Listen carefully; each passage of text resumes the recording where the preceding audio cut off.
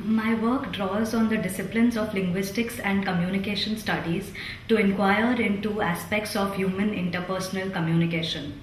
It was during my master's that I developed a very keen interest in this field.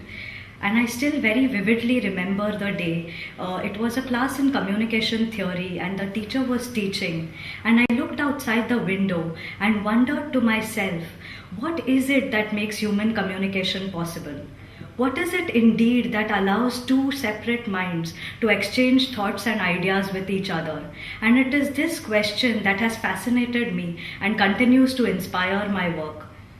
So, for instance, in my doctoral research that I completed a while ago, I looked at Malinowski's notion of phatic communion, and I investigated how people maintain contact in their online textual interactions, which are semiotically rather sparse. With regards to my teaching at MICA, I teach at the doctoral as well as at the master's level, and I teach subjects related to communication theory, qualitative research, as well as approaches to text analysis such as content and discourse analysis.